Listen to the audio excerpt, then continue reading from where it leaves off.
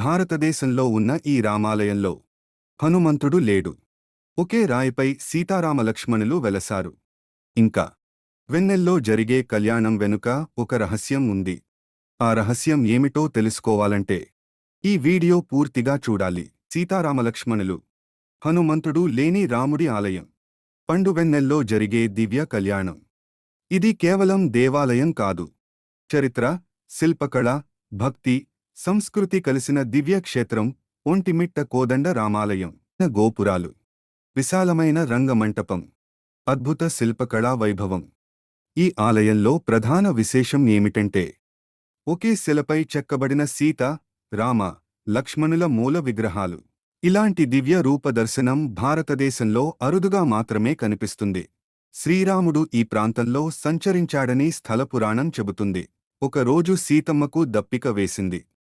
అప్పుడు రాముడు విల్లుతో భూమిలో బాణం వదిలాడు. భూమి గుండెలో నుంచి నీరు ఉబికి వచ్చింది. అదే నేటి రామతీర్థం. పక్కనే ఏర్పడిన కోనేరు లక్ష్మణ తీర్థం. ఇప్పటికీ బ్రహ్మోత్సవాల్లో జరిగే చక్రస్నానం ఈ పవిత్ర తీర్థంతో అనుబంధమై ఉంది. ఒంటిమిట్టలో జాంబవంతుడు తపస్సు చేసినట్లు పురాణగాథ చెబుతుంది. రామతారక మంత్రాన్ని జపిస్తూ చేసిన దీర్ఘ తపస్సుకు ప్రసన్నమైన శ్రీరాముడు దివ్యదర్శనం ఇచ్చాడట. ఆ ఆనందంలో జాంబవంతుడు ఒకే శిలపై సీతారామలక్ష్మణ మూర్తులను చెక్కించి ప్రతిష్ఠించినట్లు విశ్వాసం. ఒంటిమిట్టలో జరిగే కళ్యాణం ప్రపంచ ప్రసిద్ధి పొందింది. పురాణ కథనం ప్రకారం రాముని వివాహాన్ని చూడలేక చంద్రుడు బాధపడగా, నిన్ను చూసేలా మరోసారి కళ్యాణం చేస్తాను అని రాముడు మాటిచ్చాడట. అలా మొదలైంది పౌర్ణమి వెన్నెల్లో జరిగే సీతారాముల కళ్యాణం. రాత్రి సమయంలో జరిగే ఈ దివ్య వేడుక నేటికీ కొనసాగుతున్న అపూర్వ సంప్రదాయం. విజయనగర సామ్రాజ్య కాలంలో కంపరాయలు ఈ ఆలయ అభివృద్ధికి శ్రీకారం చుట్టారు. ఒంటడు, మిట్టడు అనే బోయ సోదరుల సేవలను గుర్తుగా ఈ ప్రాంతానికి ఒంటిమిట్ట అనే పేరు వచ్చింది. మట్లీ అనంతరాజు కాలంలో ఆలయం మరింత వైభవంగా మారింది. కళ్యాణ మండపాలు, ఎదుర్కోలు మండపాలు, ప్రసాదశాలలు నిర్మించబడ్డాయి. ఉత్సవాల్లో వినియోగించే భారీ రథం వెనుక ఆసక్తికర కథ ఉంది.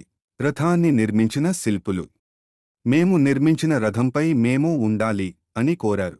చర్చలు జరిగాయి. చివరకు రాజు ఆజ్ఞతో రథశిల్పులకు కూడా రథంపై స్థానం కల్పించారు.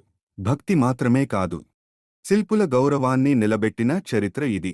1340 ప్రాంతంలో నిర్మించిన ఒంటిమిట్ట చెరువు, కొండల వరకు విస్తరించిన జలసిరి ఆలయ సేవలు కొనసాగేందుకు, ప్రజల జీవనోపాధికి రాజులు చెరువును గ్రామానికి అంకితం చేశారు. ఆధ్యాత్మికతతో పాటు సామాజిక సేవలకు ఇది నిదర్శనం. ఒంటిమిట్ట కేవలం దేవాలయం కాదు, తెలుగు సాహిత్యానికి కూడా నిలయం. ఇక్కడికి విచ్చేసిన మహనీయులు అయ్యలరాజు రామభద్రుడు, మహాకవి బమ్మెర పోతన తాళ్లపాక, అన్నమయ్య వావిలికొలను, సుబ్బారావు నల్లకులువ అయ్యప్ప. రామభక్తితో ఎన్నో కీర్తనలు, కావ్యాలు పుట్టుకొచ్చాయి. 1652లో భారతదేశానికి వచ్చిన ఫ్రెంచ్ యాత్రికుడు టావెర్నియర్ ఒంటిమిట్ట కోదండ రామాలయాన్ని చూసి ఆశ్చర్యపోయాడు. భారతదేశంలోని గొప్ప గోపురాలలో ఇదొకటి అని ఆయన ప్రశంసించాడు. ఒకే శిలలో దేవత్వం, వెన్నెల్లో కళ్యాణం, చరిత్రలో రాజసం, భక్తిలో పరమానందం.